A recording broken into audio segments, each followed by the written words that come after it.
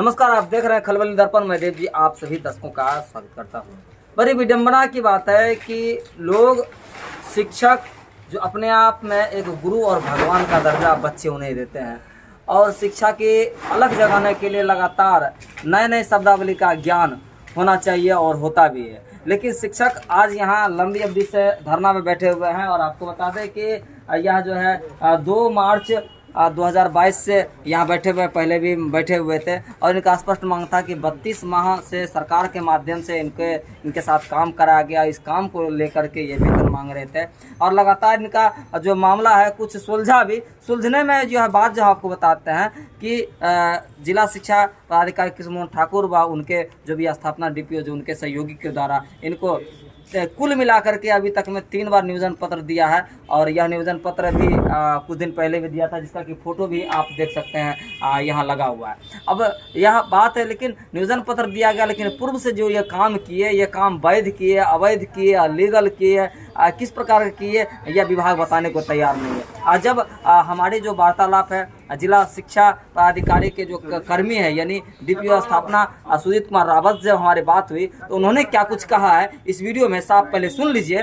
Sir, यहाँ धरना स्थल पे आप आए और लोगों को सामंजन कराने के लिए आप बात कर रहे हैं, धन्यवाद आपको इसके लिए। क्या सामंजन हुआ बताएं थोड़ा सा। इनका जो भी बातें थी हम लोग उसको सुने हैं और जिला शिक्षा पदाधिकारी के विचार विमर्श के उपरांत जो है निर्णय लिया जाए।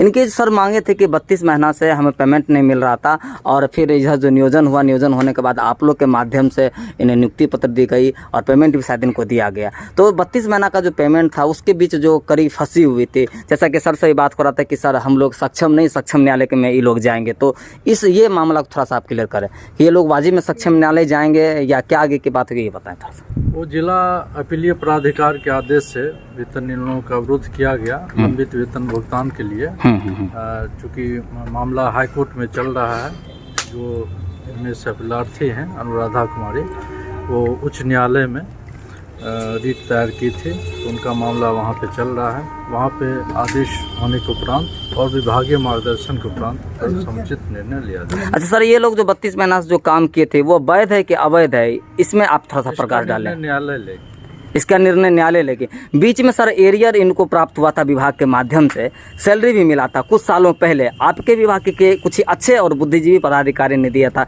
उसको लेकर के आपकी क्या राय है ये बताएं आप। जो भी मामला है जिला अपीलीय प्राधिकार में चला और उसके उपरांत जो है जिला अपीलीय प्राधिकार खगड़िया के द्वारा जो अंतिम निर्णय लिया गया कि वेतन अवरुद्ध करते हुए इन लोगों का और फ्रेश बहाली करने का आदेश पंचायत नियोजन इकाई को दिया गया जी। तो अभी सर सामंजन में सर क्या वार्तालाप आपके और उनके बीच में हुई, आंदोलनकारियों के बीच में हुई? हम लोग इनसे टच में हैं और इन लोगों से हम लोग बार बार वार्ता कर रहे हैं। इनका जो मांग था उस लंबित वेतन भुगतान के संबंध में जो बातें हैं इनसे हम लोग विचार विमर्श किए हैं कि न्यायालय का आदेश और विभागीय मार्गदर्शन के तक आप लोग यानी आप मानते हैं कि लंबित इन्होंने कोई काम किया तभी तो लंबित भुगतान है, ये मानते हैं आप, या आपकी विभाग यह बात मानते हैं कि इन्होंने काम किया है? कुछ न कुछ 2 ही दिन काम किया होगा, काम तो किया होगा। इसकी सूचना सक्षम प्राधिकार से भी मुझे नहीं प्राप्त हुई है। ठीक है, तो जो मामला है उसका निराकरण। सर, तो अनशनकारियों के द्वारा बताया गया था कि उनके सिग्नेचर से और लोगों के वेतन मिलता था, इस पर आपका क्या कहना है? अब ये तो संज्ञान में नहीं है, ये अपना जो साक्ष्य है वो प्रस्तुत करें तो फिर इस पर विचार किया जाए। अच्छा, यानी ये आप मानते हैं कि ये अपने मन से काम किए होंगे, विभाग इनसे कोई काम नहीं करवाया है? ये विभाग का और ये न्यायालय का मामला है। न्यायालय का मामला होने के कारण जो है न्यायालय का जो अगर सर सुप्रीम कोर्ट या जिला अगर कोर्ट अगर आदेश दे देती है तो इसको लेकर के फिर संभावना ऐसी बन सकती है? न्यायालय का आदेश के उपरांत जो है विभागीय परामर्श मार्गदर्शन के उपरांत जो समुचित निर्णय होगा विभाग का वो हम लोग। अच्छा, न्यायालय का सर अगर आदेश आ जाए, अगर विभाग अगर मार्गदर्शन नहीं देगा तो नहीं संभव है, क्योंकि विभाग पहले बड़ा है और न्यायालय छोटा है। ये तो भविष्य की बात है, भले न्यायालय का आदेश आने दीजिए। चलिए फिर, धन्यवाद सर। क्या शुभ नाम है सर आपका? सुजीत कुमार रावत। किस पद पे हैं सर आप? डीपीओ खगड़िया। चलिए, धन्यवाद सर। तो आपने देखा कि खगड़िया शिक्षा विभाग के डीपीओ स्थापना सुजीत कुमार रावत ने इस 32 महीने सैलरी को लेकर क्या कुछ कहा। अब आइए यहाँ धरना स्थल पर बैठे हुए आंदोलनकारियों से हम जानते हैं कि इनकी क्या विचारधारा है। संजीव जी, अभी खगड़िया स्थापना डीपीओ सुजीत कुमार रावत जी आपके पास बैठे हुए थे, किस बात को लेकर के आप दोनों के बीच में गर्मा गर्मी या सामंजस्य चल रहा था, मूल बिंदु में आप बताएंगे। डीपीओ साहब स्थापना भी आए थे और उन्होंने बोले कि आपको जो है कुछ वेतन हम भुगतान कर दिए हैं, वेतन आपका फरवरी का चालू कर दिए हैं, आप लोग अनशन समाप्त कर दीजिए और सक्षम न्यायालय या सक्षम पदाधिकारी का आदेश लेकर आप आइए तो आपका वेतन भुगतान हम कर देंगे। अच्छा, अभी का अनशन तोड़ने का जो अभी आप लगातार 2 मार्च 2022 से अनशन में बैठे हुए हैं, भूखे प्यासे परेशानी हो रही है, घर में भी लोग परेशान होंगे, हो सकता है कोई अनहोनी घटना ना घर पे घट गया होगा, तो इसको लेकर कोई चिट्ठी दी है आपको अभी? ऐसा कोई चिट्ठी डीपीओ साहब हमको नहीं दिए हैं। अच्छा, और जो पैसा दिए वो कौन सी का दिए? वो पैसा कहाँ से दिए, कौन पैसा मेरे अकाउंट पर दिए हैं, उसका भी कोई स्पष्ट डीपीओ साहब लिख के हमको कुछ नहीं दिया है। अच्छा, कोई ऐसा आदेश नहीं है, लेकिन सरकारी पैसा मेरे अकाउंट पर 14,000 रुपया आया है। अच्छा, 14,000 रुपया कौन आया है? होली खेलने के लिए रुपया दिए हैं। 14 दिन यहाँ बैठे तो 14 दिन के बाद में कुछ मुआवजा दिए हैं। वो स्पष्ट नहीं हुआ है। 32 माह से लगातार हम काम करते हुए वेतन मांग कर रहे हैं, मुख्यमंत्री तक आवेदन दिए हैं, जो वेतन नहीं मिला है और वेतन के अभाव में विद्यालय चलाना मुश्किल हो चुका है। वहाँ के दलित बच्चा की पढ़ाई लिखाई चौपट हो रही है और हमको लगता है कि दलित बच्चा को पढ़ाने का अपराध है कि मुझे वेतन भुगतान नहीं कर रहे हैं। एक बात बताइए, हमारे जब जिला शिक्षा पदाधिकारी कृष्ण मोहन ठाकुर जी से बात हुई, मैंने इस संबंध में जब उनसे पूछा चाहा कि 32 माह वो जो काम किए वह काम वैध है या अवैध है, तो इसको लेकर के उन्होंने स्पष्ट कहा कि वो काम अपने मन से किए हैं, विभाग कोई कभी नहीं बोला उसको काम करने के लिए। फिर मैंने जब विभाग से ये पूछा कि उसको एरियर कैसे मिल गया, तो वो पिछले पदाधिकारी दिए हैं वो समझेंगे, वो मैं नहीं जानता, मैंने उसको एरियर नहीं दिया। मैंने उसको इस बार नियोजन पत्र दिया है और नियोजन पत्र देने के बाद उसका पेमेंट चालू किया हूँ।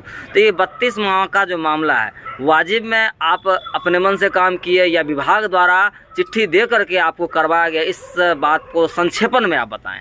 देखिए, जिला शिक्षा पदाधिकारी महोदय कृष्णनंदन ठाकुर जी जो भी बोलते हैं वो तथ्यहीन और अविवेकपूर्ण बात बोलते हैं। पदाधिकारी हैं, एक कुर्सी की मर्यादा होती है, पदाधिकारी बदलने के बाद कुर्सी नहीं बदल जाती है, कुर्सी वही रहती है। और इनसे पूर्व कई जिला शिक्षा पदाधिकारी महोदय मुझे लेटर दिए हैं, उन लेटर के आधार पर कार्यरत रहे हैं।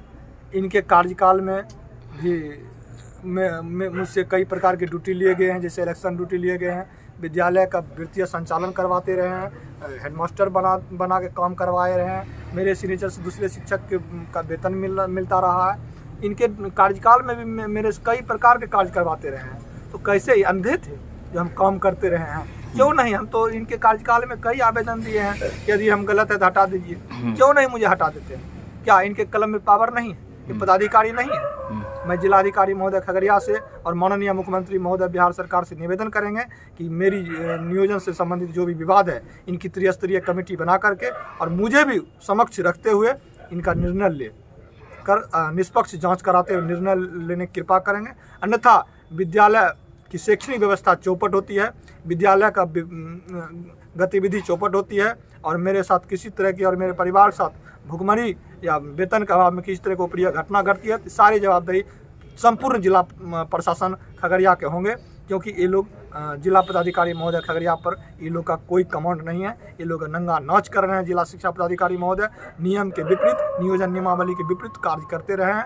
इनको बस इनका एक ही मानसिकता रहता है, आर्थिक शोषण करने के उद्देश्य से डीपीओ स्थापना विभिन्न प्रकार के बहाना करते रहते हैं। क्यों नहीं नियोजन की जांच करते हैं? कुछ 1 महीना पहले नियोजन इकाई के सचिव को बुला करके नया नियोजन पत्र दिलवा दिए हैं। नया नियोजन पत्र के आधार पर विद्यालय में योगदान भी नहीं किए हैं। अच्छा, अभी तक कुल कितना नियोजन पत्र मिला आपको? अभी तक लगातार 3 नियोजन पत्र मुझे मिल चुका है। अच्छा, और हम लगातार काम करते रहे हैं। अच्छा, ये बताइए, जब यह मामला अगर सॉर्ट आउट नहीं होता है आपके और विभाग के बीच में, फिर आगे का क्या निर्णय लिए हैं? देखिए, हमारे विभाग शिक्षा पदाधिकारी महोदय जो भी हैं वो अपने नैतिक कर्तव्य से भटक चुके हैं। इनके पास न तो अपने शिक्षा विभाग की गरिमा को लेकर कोई सोच है, ना बच्चों के भविष्य की चिंता है, ना हम शिक्षकों के परिवार या हमें हमारे कोई सोच है, ना अपने उनका कर्तव्य की कोई सोच है। उनकी कोई जवाबदेही, बिल्कुल जवाबदेही से भटक चुके हैं और हम लगातार 13 दिन से अमर अनशन पर बैठे हुए हैं और इनकी गतिविधि से तंग आ चुके हैं। यहाँ ना तो कोई व्यवस्था है, ना पुलिस प्रशासन की देखरेख है, कुछ नहीं है, कोई सुरक्षा नहीं है। यहाँ अंधेरे में हम लोग रह रहे हैं, मच्छर कटा रहे हैं भूखे प्यासे, इनको कोई सोच नहीं है। बीमार भी हम पड़ चुके हैं।